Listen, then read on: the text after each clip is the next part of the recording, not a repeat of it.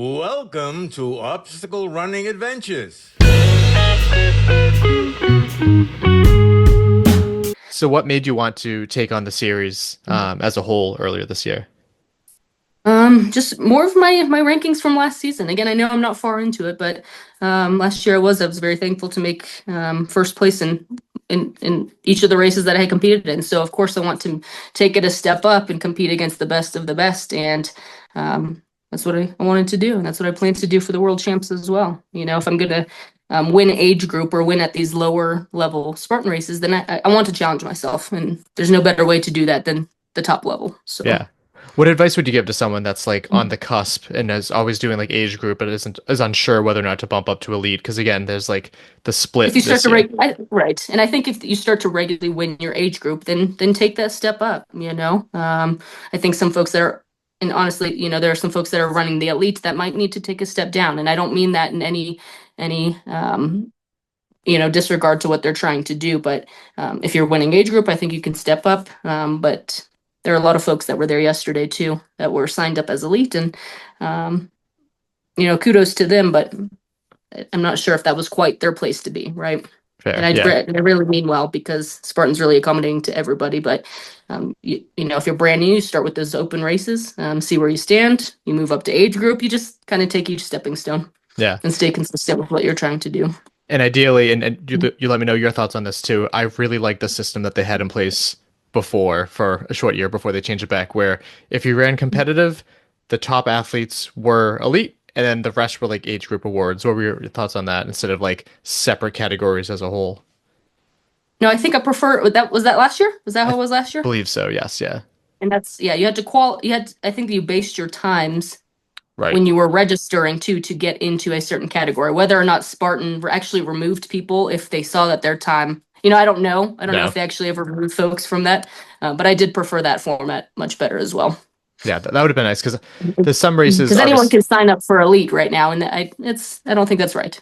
right. So And then on the other side of things too, there's some races where not the series races, obviously, but there's some races where it's like there's one woman finisher for the elites, and it's like, well, some of those age group athletes could have like stepped up and got an award right, there too, but right, it's a tough balance and there. yeah, you kind of had to pick and choose what you wanted to do this year, whether it was an age group series, an elite series, or just again running those open competitions. So. Right, too, especially since it's cheaper too with them having the two age group series, the East Coast and the West Coast, which that was Yes. a good idea.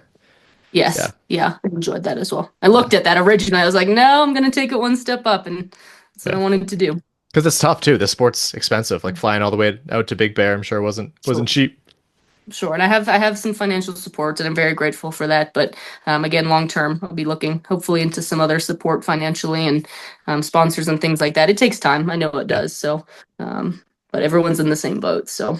Awesome. And how did your first race go in Jacksonville? So you said that you didn't like short and flat courses, and this was both of those? That wasn't my best, but I actually think I felt the weakest at that point.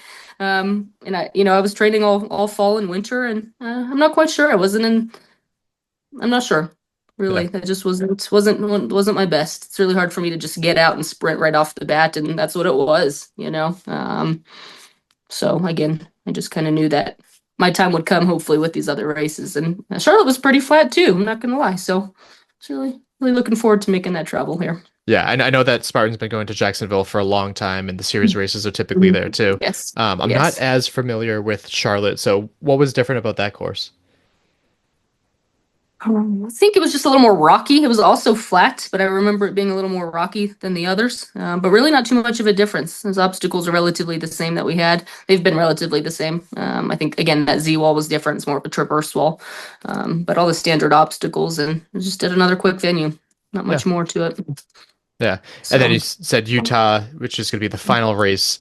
How long after Morzine is that race? it's 1 week. It's Oh, 1 week. So right, and I'm gonna, you know, I'll have that Morzine. I'll be in there like it's like Sunday to Sunday, and then that following Saturday's Utah. So it's not looking too good. You know, it's not looking too good. right. But The last thing you'd want in the back of your head is to like take it easy in Morzine to prepare for another race too. So I think right, that's fair. right, and knowing these standings right now, right, you kind of do the math, and you know the reality sets in and see where you're gonna stand. So I'm holding fourth in that series right now, and just very grateful for what I've learned over these past few races. And again, I wouldn't take anything back what I did. So